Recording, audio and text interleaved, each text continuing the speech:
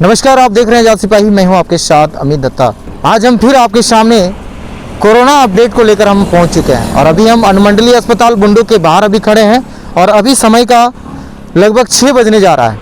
तो इसी बीच हम कोरोना अपडेट को लेकर आपके पास हाजिर हुए हैं और आपको कोरोना अपडेट दे रहे हैं। तो आज बुंडू में टोटल कोरोना जाँच जो है 223 की संख्या में जाँच की गई, जिसमें 2 लोग पॉजिटिव पाए गए।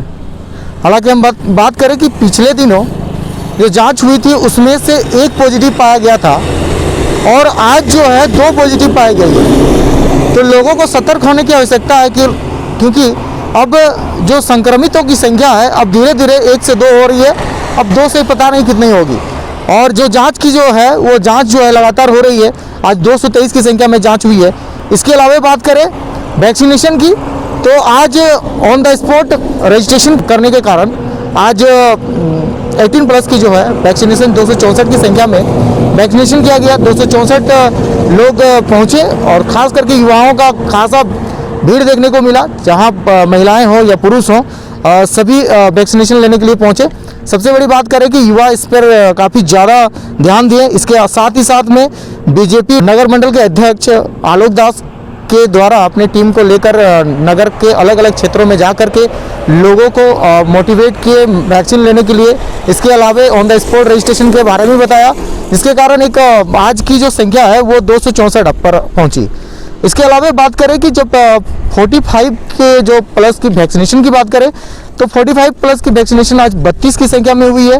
इसके अलावा आज अनुमंडलीय अस्पताल में जो डॉक्टर जो प्रतिनियुक्त रहेंगे, यहाँ पर जो मौजूद रहेंगे वो डॉक्टर राणा सिंह रहेंगे। और इसके अलावा बात करें स्टाफ में, तो स्टाफ में आज मोहन स्वासी और प्रीतम सिंह मुंडा आपकी सेवा में हाजिर रहेंगे। हालांकि बात करें जिस तरह से अभी अपडेट हमको मिली है, इसके आधार पर अभी कोई भी अस्पताल में एडमिट नहीं है।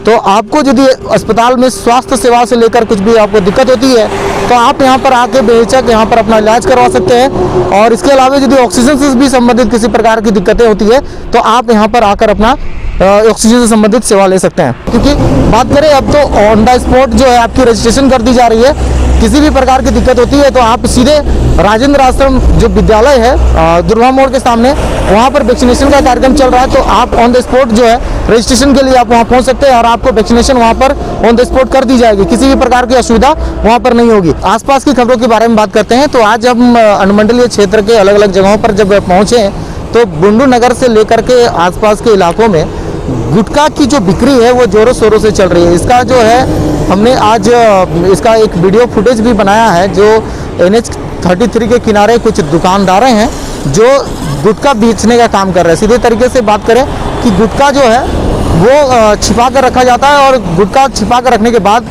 यदि कोई कस्टमर वहाँ पर पहुँचते हैं तो उसको गुटखा निकाल करके दे दिया जाता है। हमने कस्टमर से जो है उसका वीडियो फुटेज भी लिया है जो उन्होंने खरीदा है। हम हमारे तस्वीरों के माध्यम से हम आपको दिखा रहे हैं कि किस प्रकार से गुटखा जो है खरीदा जा रहा है और बेधड़क तरीके से जो है गुटखा खरीदने के बाद गुटखा खाकर यहाँ वहाँ थूका जा रहा है। तो आप समझ सकते हैं कि बुंडू का NH किनारे से लेकर बुंडू के नगर क्षेत्र के अंदर तक में गुटखा की बिक्री कितनी जोरों शोरों से चल रही है। हालांकि बात करें कि पिछले साल DSP अजय कुमार के द्वारा गुटखा को लेकर छापेमारी भी की गई थी, लेकिन उसके बाद जिस प्रकार की स्थिति अब तैयार हुई है वो लोग फिर से जो है गुटखा रखने को तैयार हुए हैं और गुटखा रख रहे हैं और बेहद तरीके से जो है गुटखा बेच रहे हैं। तो इस पर भी प्रतिबंध लगाना काफ़ी आवश्यक है।